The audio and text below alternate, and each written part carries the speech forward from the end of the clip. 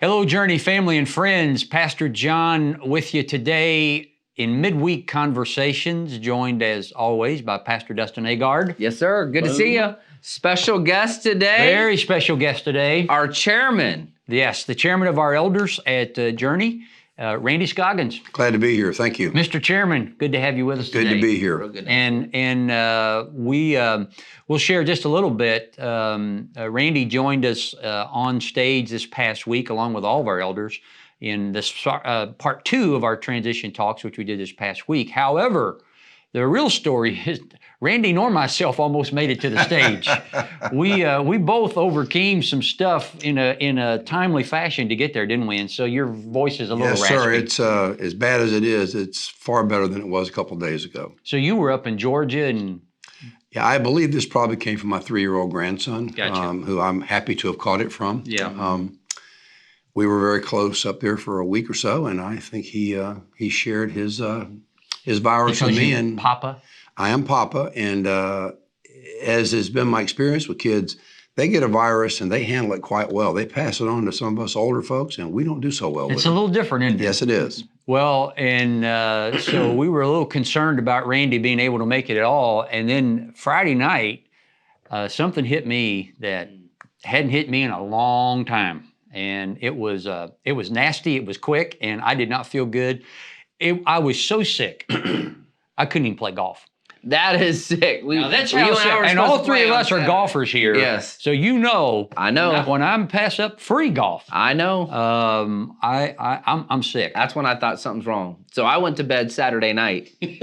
Literally, I went to bed Saturday night thinking that both of you were not going to show up on Sunday morning, and somehow I'm supposed to do part 2 of a transition message, and I thought, oh, this can be awkward. And for Dustin to do the first part of what I did this past Sunday, it could have been a little awkward to say, I have a really good sense of humor.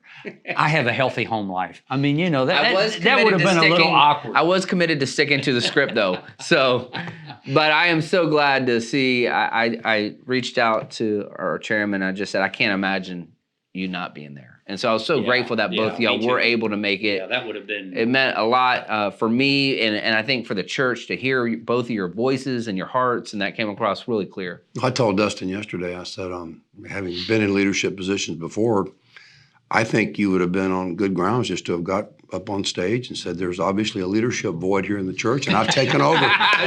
Somebody had to step up, and I've done that. So, and that would have made a point in another way. If you're wondering where Pastor John was, refer back to last week's message. Yeah, exactly. So this past Sunday was part 2 of our transition talks, and just talking about this leadership baton exchange. Leadership baton. There's a funny photo, Pastor John. Yeah, there is. Somebody took a photo, and it's this photo right here, and it appears that you gave me the baton, but this photo shows that I'm trying to give it back to you. It almost looks like you're trying to give it back to me. And what you are clearly putting up in every sense of the signal is, I'm not taking it back. So Dustin has a picture that he sent to me Sunday afternoon. He said, it looks like I'm trying to give this back to you. And I said, notice I'm not taking it. And I said, remember, no givesy backsies. That's exactly right. So I don't know what I was doing in that photo, but I thought that was pretty funny. So I thought it would be good to have Randy join us today because, as I said, I'm in the blessed position as Journey's lead pastor to recommend, but I don't employ the lead pastor position. I'm employed by a team of elders, and I've just worked with some incredible men over my 12 years here. And so when we reached that point where I said, hey, I think this is the guy, first of all, as I mentioned this Sunday, from an emergency viewpoint, who should be considered, in the hit by the bus scenario. But then the next year, I think this is the guy. And then the elders say, okay, thank you, we'll take it from there. Right? I remember those conversations quite well. I remember the very first time you came to the elders and shared with us what you talked about in your message about the emergency succession, and then obviously God led us on down the road from that. Yeah. It's been a blessed journey the whole way. And I think that's so important. It's so healthy, Randy, for people to know these conversations, I mean, this didn't come out of a crisis. No. This didn't come out of COVID. This is not part of the Great Resignation. No. Or even burnout. Like I tell people, you haven't burned out. You haven't lost the love for the local church or the skill set. And none of those things, which sometimes we see as well. Yeah. And let me add this. Someone said to me recently, who's just pragmatic. They were a retired professional, and they said, "So, Mr. Chairman, what's the backstory here?" Yeah. And I was so blessed to say, there is no backstory. Mm-hmm. This is everything you see here is as it's being related to you. Yeah. This is all good. Yeah. God has had His hands on this. Mm-hmm. Not just 5 years ago, but many years ago, and how this thing has evolved. It was in His plan, and it is really nice to be able to look people in the eye and say, there's no backstory. The backstory is God has blessed this. This was His plan. He's blessing you and Melinda. He's going to bless you and TJ and your family. Amen. And in the end, He's going to bless Journey Christian Church in a way that's going to be supernatural. And I think one of the things that we've heard consistently in emails and text and just in conversations is people saying, hey, thank you, for the transparency. The planning on this was obvious, and this seemed to be rolled out well. But one of the things that the three of us were just saying is there was a due diligence period that we all had to do. Both Dustin, certainly me. But from an elder viewpoint, there was due diligence. So these conversations, as you said, Randy, go back not only months but years, and just in a methodical rhythm of our elder team. Hey, let's update on the transition, and so we've been doing that for a while. What I was telling you guys earlier, and I speak for, as I told the congregation yesterday, I went back and counted. And through our normal elder rotation, since this was first brought to us by Pastor John, there have been 13 different elders and 3 different elder chairs who've been involved in this, apprised of this, who prayed and deliberated over this. And to the man, every single one of us was certain, however we wanted to pray and do the due diligence, but we have just been affirmed by God. This was His plan from the very beginning. Yeah. And something else that I'm impressed with that I mentioned to you guys is, and I'll give the credit to our God, the timing of this, the way this has been done from the first time you brought it to us, and watching the dynamics of how things changed and how, thank God, we were all receptive to God's leading. Yeah. How this has been, I hate to use the word rollout, but how this thing has been planned. The diligence, the prayer, the considerations, sometimes going back and looking at something again, looking at deadlines. Yeah. It's got, when I say it's got God's fingerprints all over it, it does, because it's the result has been so good, and a human being couldn't have done this to this level. Certainly not this guy. So, well, I feel the same, and we all feel the same. And I think one of the things that we all feel is gratitude. It's just deep gratitude, grateful to God, grateful to Journey, grateful to this congregation that has received all this so well. You know, I said when I showed up here 12 years ago, I really wanted this to be my last church. That was really important to me, that this would be the last place. Kind of like you were called to Journey to be the lead pastor. I felt I was called to Journey. This is where I was going to end my lead pastor journey, so to speak, was going to be here. And I really wanted that to be the case. And so in that sense, Randy, like you said, this has been in the makings for years. And as I started entering that mid-50s phase, that's when, and our dear brother, our former elder chair, Barry Hazlitt, who he and I had those conversations about what that might look like. And then he handed his baton off to David Bass. And you and David we've joked about that home visit and what all Dustin went through with that. But you and David actually did that home visit. Yes, we did. And some of the elders asked me, it was Brian McIntosh actually that asked me yesterday, well, who was it that went over to his house? And I said, well, that would be me and David Bass. And so knowing that I had a background in law enforcement, Brian, you know how funny he is, just sharp as a tack. But he said, So who was the bad cop in that deal? You were bad. And I said, I don't think You distract them. I'm going to snoop in the bathroom. That's right. It was a great afternoon.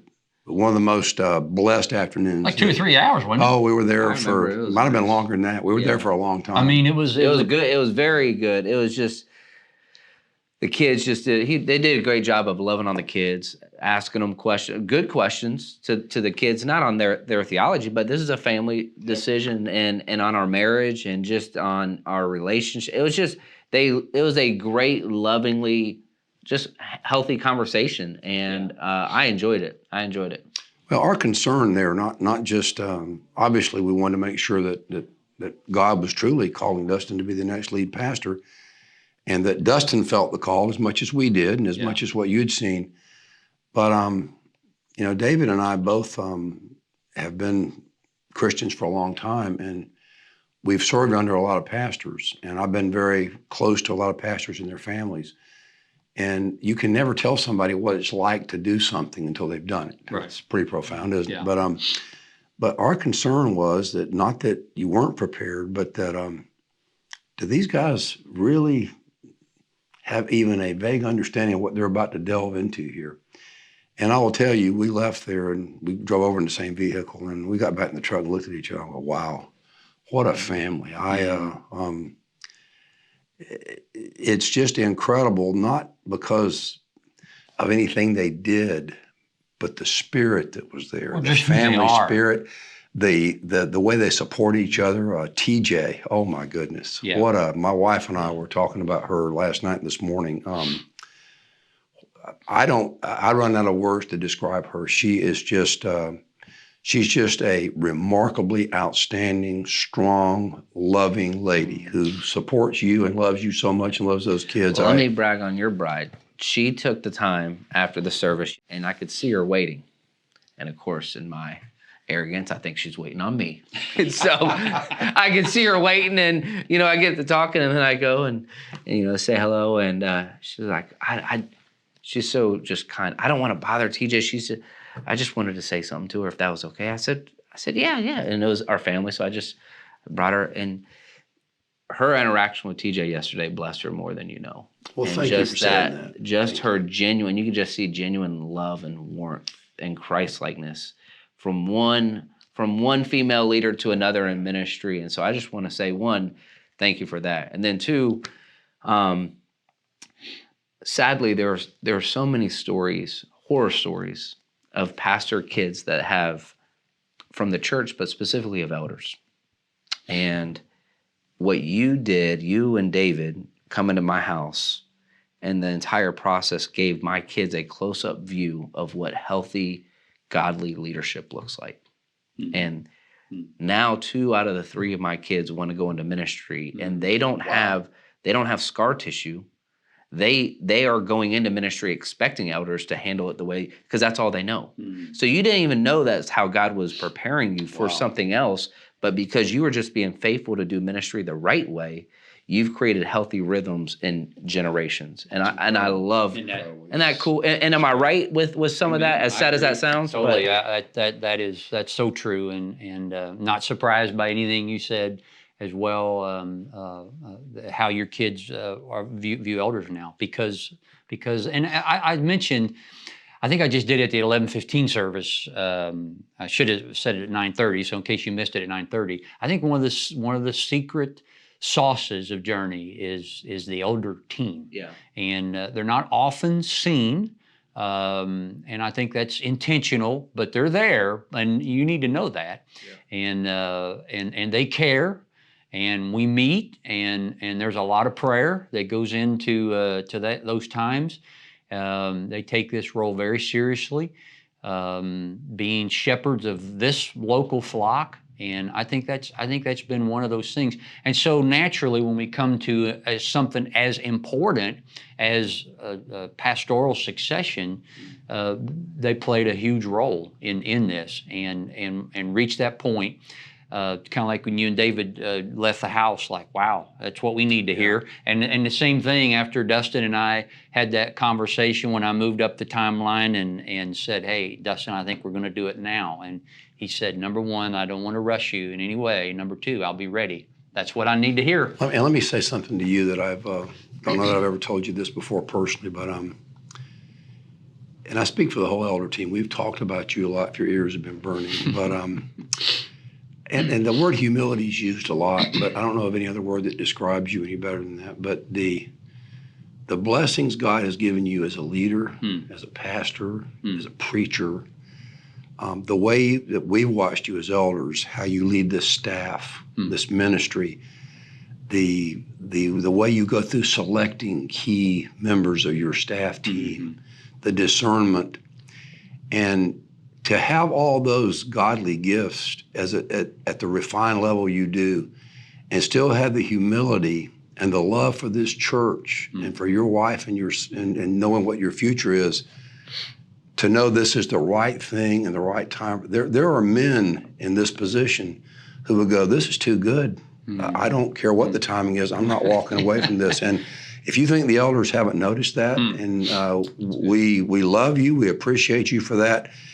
And as I said before to you, I'm as excited for you and Melinda as I am for Dustin and TJ and Journey. And I know you mean that. I just don't have any idea what God's going to do for you guys, but I know it's going to be just absolutely wonderful, John. So thank you, Randy. Please accept that from the elder team, and I'm happy to say that.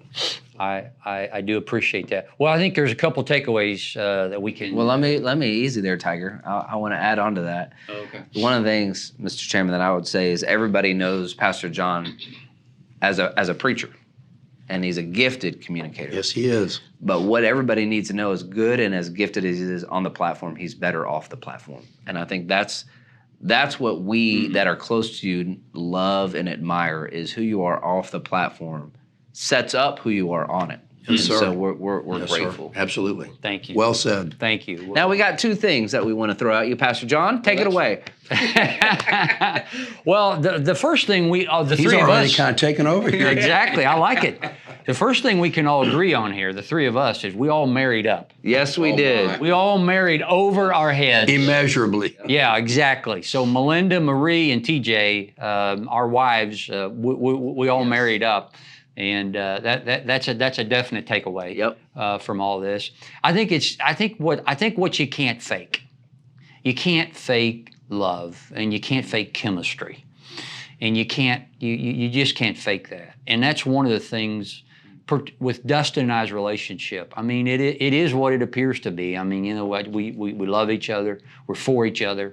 Well, I was mad when you were sick because we were supposed to play golf together. And he's also my caddy. He tells me how to play golf. Like, he knows how to read the greens and where to hit. So I wish I could say I coached on that hole in one. Yes. I said, Dustin, hit the 5-iron, draw it a little bit. I had nothing to do with it. So even on the course, I'm like, where's my caddy? Because we love to golf, we love to talk shop, and literally it felt weird not having you because I'm used to playing golf with you so much. Well, the other thing too, I think it's important to see is that there's genuine love that we have with our elder team, and Randy represents the elder team that we currently have. We have 5 great guys. Randy is our chair. Brian McIntosh, as he mentioned, Sheil Amin, Wayne Hobbs, and our vice chair is Robin McCart. And but they're just the latest team iteration of a bunch of guys, and I thought it was really good. You had them stand up yesterday, and in each service there was at least 3 or 4 guys that stood up that were a part of that. And I was able to say to some of those guys, hey, thank you for your role in this. Thank you for what you did to help this, because you were a part of some of those conversations. David Bass had something he would say that's been said before, but he said it very, very powerfully. He said, we stand on the shoulders of a lot of men since Journey came into existence. A lot of prayerful, prayer warriors, godly men that have been on this elder team who have brought us to where we are today with God's leading. Yeah. We're honored. Yeah. We're truly honored.